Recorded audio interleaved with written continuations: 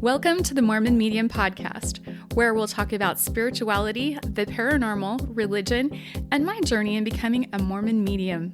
I'm Nannette and Brad. Thanks for listening. Now let's go have some fun.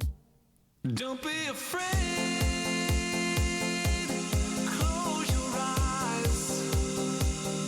There's a moon overhead, but the sun will rise. Blood on our lips, such a poisonous bite. The sound of our hearts go bump, bump, bump in the night. Hello and welcome to the Mormon Medium Podcast. I'm Brad and I'm here with Nannette, the Mormon Medium, and we've got a great show for you today. We are actually going to talk about Clair. Who's Clair, Brad? Oh, you would like to know, wouldn't you? Actually, I would like to know because, look, Nan, we talk about Clairs all the time. You use that as part of your vernacular. Well, that's one of your Clairs. And I think there are a lot of people out there, including me, who don't fully understand what exactly the Clairs are. And as opposed to Nanisms, which we definitely have to define, there are some people out there who may understand what that is, but I think we need to put some additional emphasis on it and talk about those. Well, these are definitely not nanisms, right? They're in the dictionary. We can look this stuff up, right? You can look this up. Okay.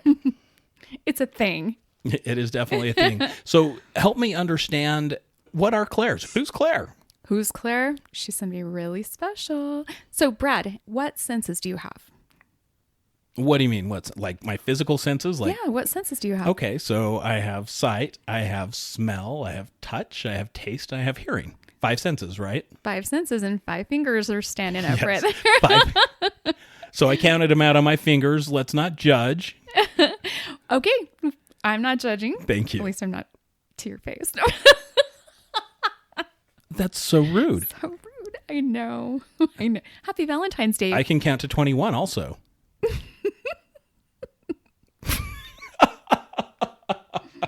I don't even know what you mean by that. I'll show you later. It is Valentine's Day.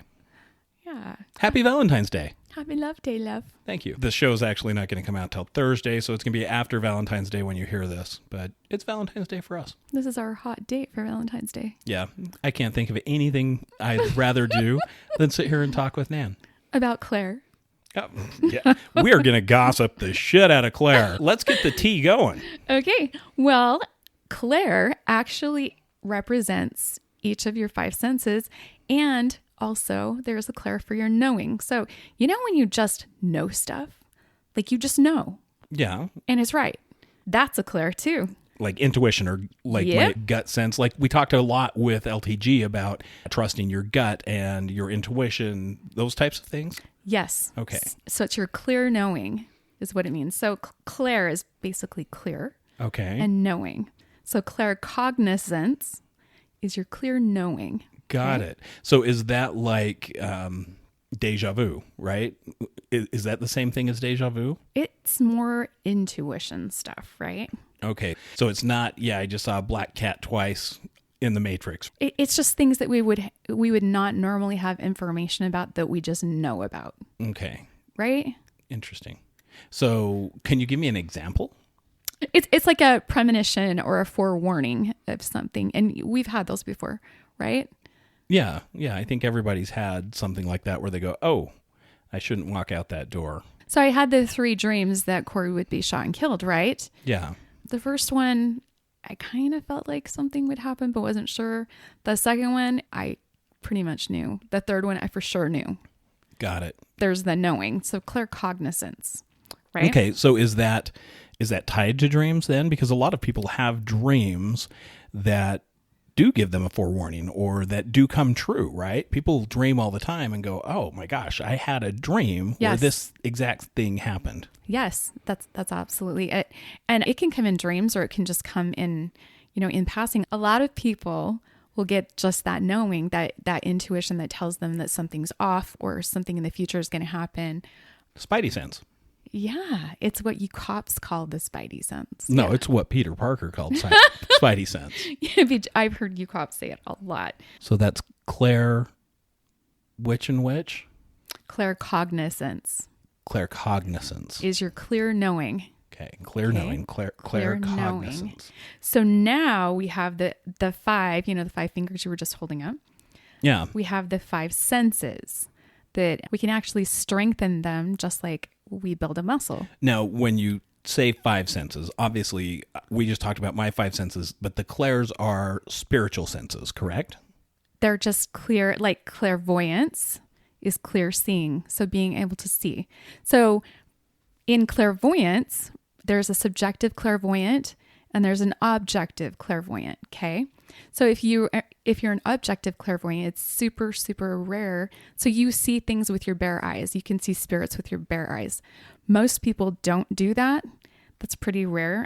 So I'm going to stop you again because I don't think you really answered my question. So are the clairs a spiritual sense versus a physical sense? Yes, but really our senses do both things, right? How? What do you mean? Well, you can see with your eyes, like I can look at you, but I can also see a spirit that's standing next to you with my eyes because I have the objective clairvoyance. Right. So that's what I'm saying. So it's the same. So the clairs are more of a spiritual or a paranormal type extension of our senses.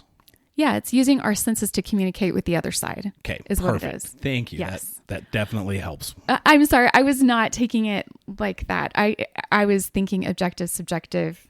Yeah, You know? you're getting way too deep into it. I'm an Aries. Stop. I know. I know. So with your clairvoyance, you can sharpen that. You can make it stronger. And there's 2 types of clairvoyance, right?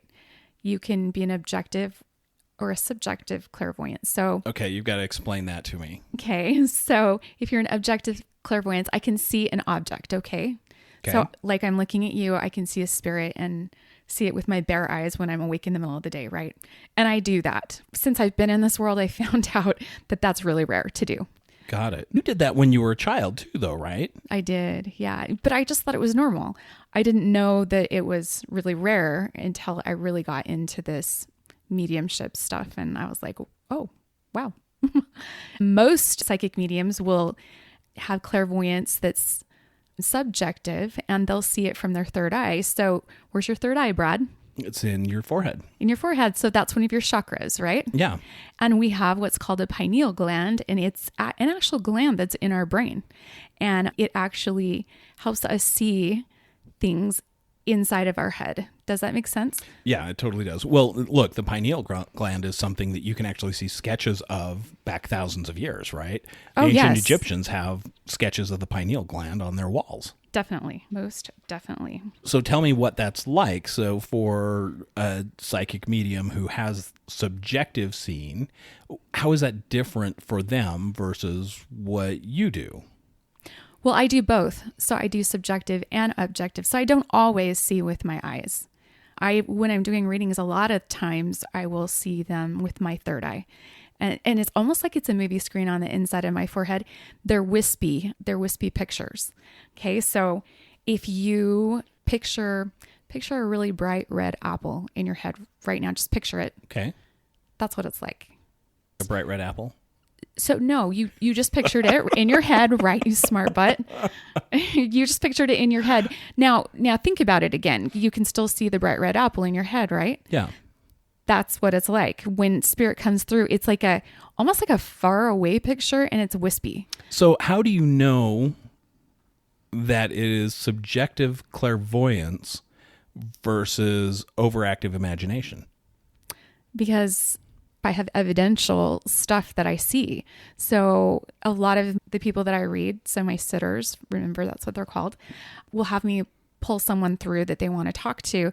And I can tell you what they look like, what they're wearing, what their personality is. I usually have them hand me something in my hand that's only something that the sitter would know about. And I describe it to the sitter. So there are things that I wouldn't know about at all. Got it. Okay. Does that make sense? Yes. So you ask the spirit for specific proof. Yes. Got it. So you can be like, okay, is this me or is this the spirit? Because do you ever ask that? Do you ever go, wait, is this just me or am I actually seeing this? You know, in the beginning, I used to doubt myself all the time and be like, I actually felt crazy a little bit, to be honest. But I would get, like I said, the evidential stuff, and you can't make that up. Like when things come through and it's the person that's sitting across from you is like, I know exactly who that is. Like, or I'll hear like their name along with seeing them. Got it. Or I'll smell what they smell like along with seeing them. So it's in all my senses all at the same time, because I've worked on all my senses. They're all sharp. And so like you kind of use them all at once. Does that make sense? Yeah. So like if you had someone come through and say they were Abe Froman and you're like, well, tell me something about Abe Froman. And they said, yes, I'm the Sausage King of Chicago. Then that would be your proof, right? Did you just, where did you get this? Are you, tell me you're kidding, right? I am so not kidding. You don't know who Abe Froman is? I do not. Nan, Abe Froman is the Sausage King of Chicago. That's what you just said, but I don't even know what you're talking about. I thought you like deep dish pizza. So I love Chicago pizza. That's a whole different topic, right? Like I am completely stunned right now. No, okay. So on Ferris Bueller's Day Off, when they go into the fancy restaurant, Ferris looks on the reservation book and sees the name Abe Froman. And so he tells the snooty maitre d' that he's Abe Froman. And the maitre d' is like, you're Abe Froman? Yes, sir. Yes, I am. The Sausage King of Chicago. Oh my gosh. That's me. Yeah. I don't even know how you do that. I can't believe you don't know that. Is it like a dude thing to like recall movies in such clear detail? Like what? You know, I was too busy having kids when that movie came out. It's a classic. It's an I know, absolute I remember classic. the movie, but not the details like that. You're crazy. You think I'm crazy? Huh. Dude. All right. So sorry I got you off topic, but I thought it was a great explanation. I had no idea you were talking about. I know, Aries.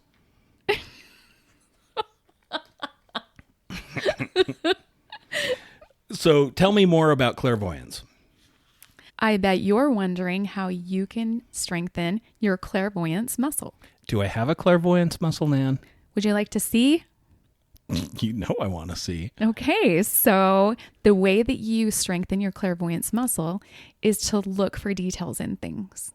So like if you're looking at a rose bush, don't just look at the rose bush, but go down and look at the rose itself, and then look at the petal and look at the veins in the petal and look at the different tints of color and details in everything. Because once your eye gets used to seeing details, it's easier for spirit to come through and show you details of things. You have to know details. So like if you could open up like a magazine and look at all the pictures in a magazine and look at all the details, like how would spirit talk to me to explain this picture on this page? You know what I mean? It only gives you symbols and flashes of pictures really fast. So you kind of have to brush up, for lack of a better term, on what you're looking for and how you're seeing things, because you have to see details fast. So can you help establish what different things mean? So like if you go, okay, if I look at a red apple, I am going to think of Adam and Eve. Or, you know, if I see this thing, I'm going to think of this. And then it's relayed to the spirits somehow so that it's an easier communication? Yes, but if spirit showed me a red apple, I would think, okay, did they live by an orchard? Were they a teacher? Did they like to cook? You know, did they like to make apple pies? Were apples their favorite? Dude, not me. I'm like, partake of the fruit of that tree. It's most delightful and, you know. Right? So yeah, my mind doesn't go to any of those things. But as a psychic medium, those are all the different places that one symbol of an apple goes for me. And so I'm asking spirit, okay, like, what is this? Show me. I know this is an apple, but what is this to you? And you have to kind of get down to details. Got it. So it's okay to ask them questions. Can you imagine you and I having a conversation and asking 0 questions? No, because I have to clarify continuously. Is that a Clair? Clarifying? I'd like to add the term clarifying to your Clairs. To the Clairs? We just made one more Clair. You now have 7. You know it. So our next Claire, do you have any more questions on clairvoyance? Yeah, tell me a story about when you have had clairvoyance. That's my strongest one. Yeah, so tell me a story. Morning Glory. Tell me your earliest memory of a clairvoyance experience. When I was a really little girl, I was in an abusive place, right? And I would escape and Jesus would play with me. And I remembered seeing Jesus when I was a little girl. But I didn't think that he was fake. My mom told me he was fake, but I didn't think he was fake.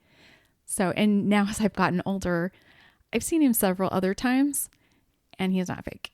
So that's like the earliest, like when I was really little. But it seems like as I started to get older, I didn't see as much with my own eyes until after Corey was killed. And then I started seeing a lot more, like almost on a daily basis.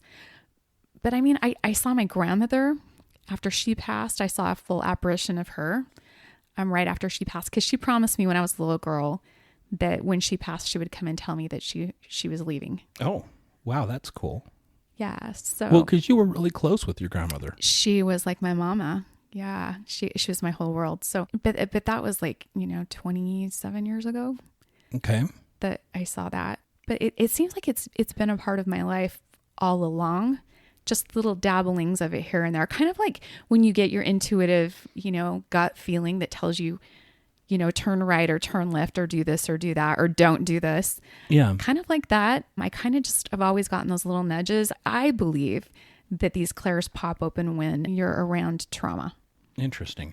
Well, here's a question on that. Do you think that people have the clairs strong when they're children and that they just fade? Because you hear stories about children having imaginary friends or whatnot, and we call them imaginary friends because that's an easy way to explain it, right? Versus, hey, there's a ghost up there. Exactly. And you know what? The veil is super thin for those little ones. And sometimes the veil doesn't come down over their eyes until they're well past 3, 4, 5 years old. And sometimes it just doesn't on some little ones. I mean, our little grandbaby, he sees stuff and it's very matter of fact. He's not afraid.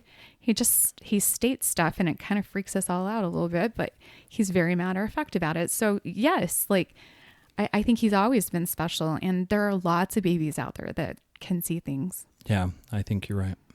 I think it's amazing. So it does essentially fade as we get older and more worldly, I guess. Well, we have all the belief systems of our parents that come in and of religion and all these things that come in that tell us that we're not supposed to do that, right? Either we're weird or, it's evil or all these different things. And these are our heavenly gifts. These are things that we came from above to this earth with, and we're all of a sudden supposed to put them away and hide them. So. Gotcha. So would, like, in the Mormon church, that would be known as like a priestcraft? Yeah. Probably, yes. Which is ridiculous to me because we all have these gifts. You pretty much could talk to anyone and be like, hey, have you ever had any experiences that you would consider paranormal? Have you ever felt anyone that's passed on the other side? Have you ever seen it? Have you ever, like, anything? And guaranteed, everybody has had something happen. It's just who we are as spirits. Like, we're a spirit in a meat suit, right? And we're here to experience all things. That seems like such a vulgar way to describe But we are. it. Our bodies are like the church says, our temple, right? It is, but a temple sounds way better than a meat suit. Because there's so much more than just meat. Like the way our bodies are designed is so intricate and delicate and so advanced that I don't think you can just say it like that. That's valid. And who's being an Aries right now? Our bodies are amazing. Our clairs are that heavenly toolbox, that we're sent to this earth to use to have a successful journey while we're here. And a lot of people are afraid to open that toolbox and be able to use these tools to make our lives more beautiful, be able to touch the other side and be able to work with them, because there's so much love on the other side and they want us to be successful. They want us to ask for help. And everything is stitched together in love, and this is our birthright to be able to grab a hold of it and be able to use it in our daily lives. It enriches our lives, and it can work side by side by any religion. It has nothing to do with religion. It's everything to do with our spirit. And if you have a spirit, you should be using these clairs. Got it. That makes perfect sense. So would clairvoyance be the hammer or the screwdriver? I'm not sure. I guess it depends on which one is your strongest tool. What's your strongest tool? You really want me to answer And that? now we're 12 again. What was the question again? This never gets old because he reverts to being 12 years old, maybe 14 at the very most on the regular. So I just smiled and laughed. I don't- Yeah. We hang out way too much for me not to know exactly where your brain went. And that's why I love you. I think we've got a pretty good grasp on what clairvoyance is. That's your seeing, and that's equivalent to your sight because it's seen. Am I talking in a circle? In a total circle. Okay. So we get that one. What's next? Our next Clair is our clairaudience, and that means clear hearing. See, and I was going to say it's like all of our listeners right now for the podcast. They're awesome. They're our audience. I know our audience is amazing, right? Yeah. Oh, for sure. We've got some great listeners, and we really appreciate all of the support you guys give us. And did you know that you can buy the Mormon Medium a coffee? I have actually had some people buy me a coffee, and they will be getting monthly tarot readings. I'm super excited to send them to them. Yeah, they signed up for the celestial level of support, which is a contribution on a monthly basis. And as a thank you for that contribution, the Mormon Medium will send them a personalized tarot reading once a month. Yeah, and it's in a video, so it's kind of cool. I'm excited. Yeah. So if you would like a personalized tarot reading from the Mormon Medium, check the show notes, and there's a link where you can support the show and buy the Mormon Medium a coffee. When I love coffee. Absolutely. So thank you to our audience, which is different than clairaudience. So let's talk about clairaudience, Miss Nan. Okay, so your clairaudience is, like I said, your clear hearing. So when you hear things, you can hear words or sounds or music.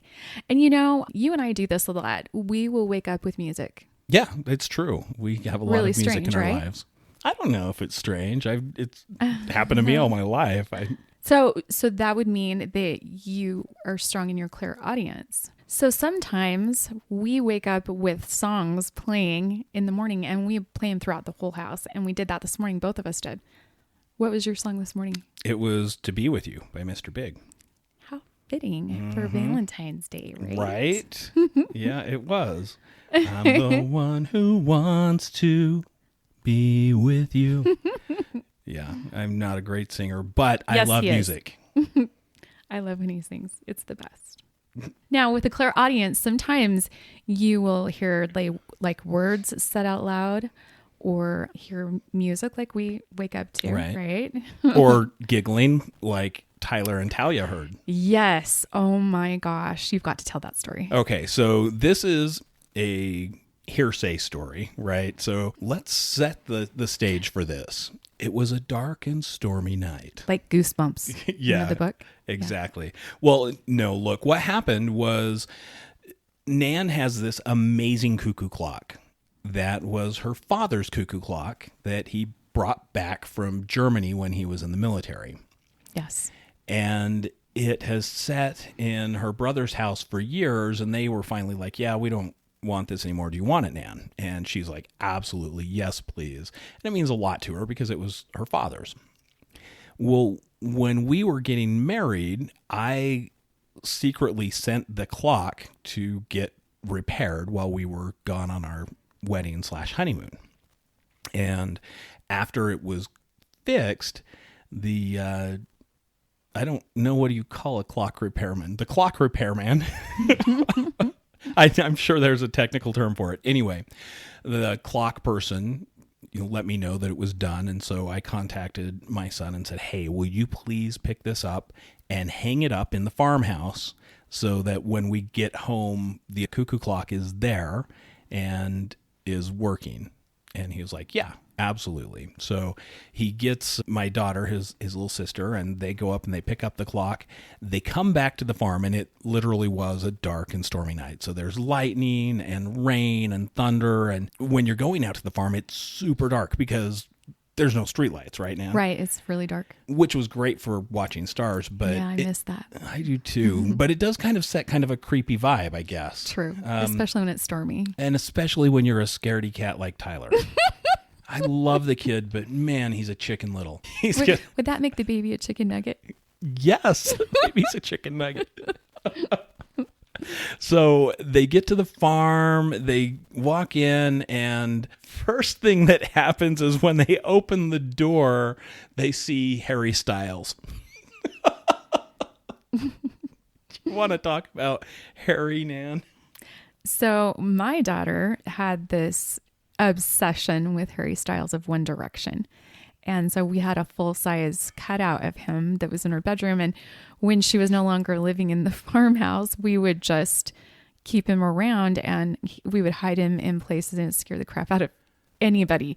Like open the laundry room door, he'd be standing there, or open the shower curtain and he'd be in the shower. Like, it was always a joke. And now we just have the twins from the Shining that's in our house now that scares everyone. Yeah, the twins are great.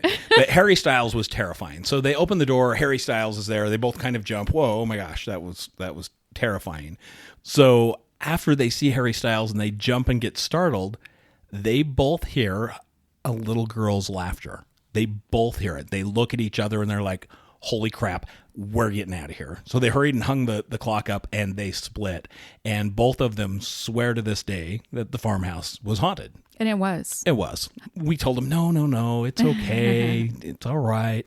But yeah, definitely haunted. But that is a great example of clairaudience, right? Yes, absolutely. And with clairaudience, it's a lot like clairvoyance in that you can have subjective and objective clairaudience. So you can actually hear a spirit or music actually play, but it takes a lot. So when the kids heard the kids laughing, that took a lot of energy for those spirits to laugh like that, for them to just direct it so much so that it could be heard. So that's pretty cool that happened. It's super rare for that to happen. So if you subjectively hear it, then you're hearing it in your mind's ear, not the outer ear, the actual ear that you hear, humans speak from. Right. Right. So if you go back to the bright red apple, if you say that silently in your mind, say bright red apple in your mind. Okay. Right.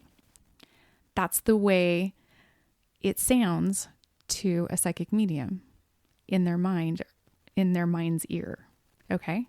So the sound can be really, really subtle, and they say it fast. So spirit will say it fast, and you have to catch it. You can ask them to repeat it, and in most cases they will, but sometimes they'll give up and try another sense. Let me explain it this way. When I hear things with my clairaudience, a lot of times I'll hear it with my clairsentience, which is my feeling, at the same time. Okay. So you'll hear something and you'll get an a emotion feeling or at the a same feeling time with it. So like if I'm telling you a story, you will hear it with your ears, but you also feel it, right? Yeah. So I'll get the same thing at the same time when spirit's trying to bring across something.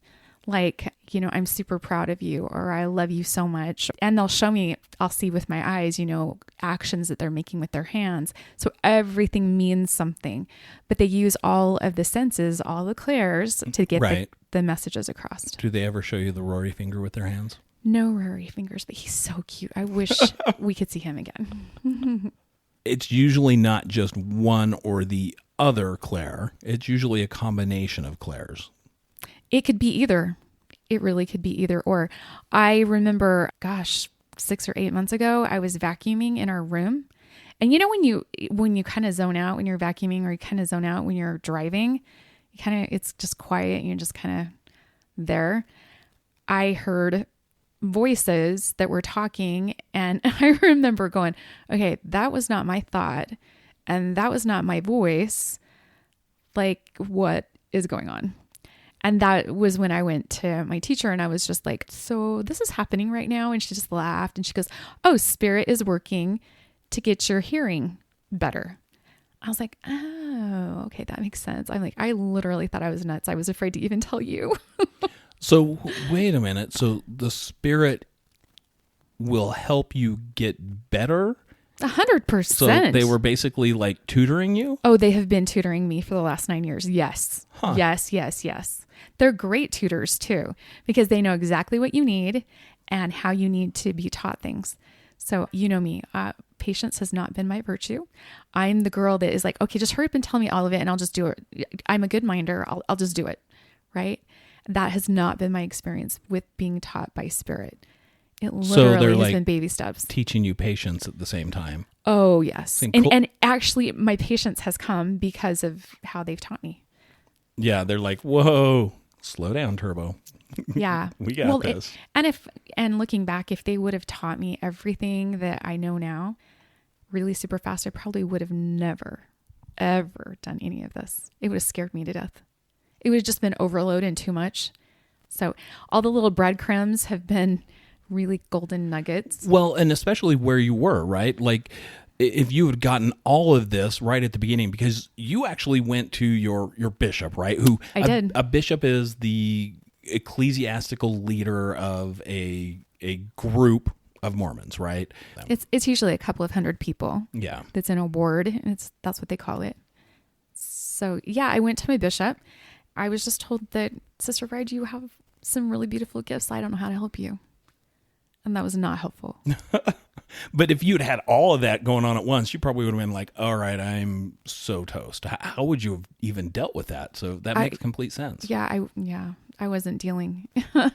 The most help I got was when I went to my Peruvian shaman, and he taught me about energy. He taught me about spirits, and he taught me about duality and how spirits work.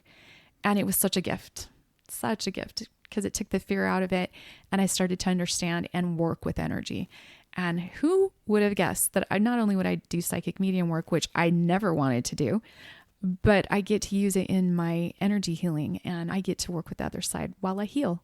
It's pretty amazing. Yeah, that's really a cool combination punch. Yeah, I love what I do. So, Sister Ride, you have some real gifts. Yeah, it's a good thing I went out of the church to learn about them, huh?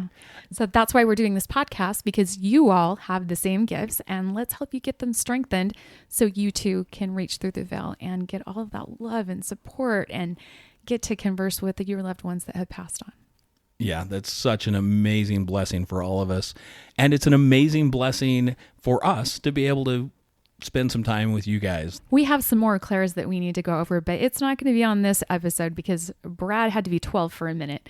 So we will go over Clair sentience, Clair alienance, and Clair gustinance, and a little bit more Clair cognizance. Nannette, do you have any advice that you want to leave listeners with today? You know what? The thing that has been on my mind lately with all of the fear and all of the things that have been going on in the world is, guys, put down your phones and see each other. Really see each other. See that spirit that's in that body across from you and see if they're okay. Let them know that you care about them. Do something kind. Reach out and just be loving. You know, kindness is power. Awesome. I love it. So see each other, and we'll see you on the other side of the veil.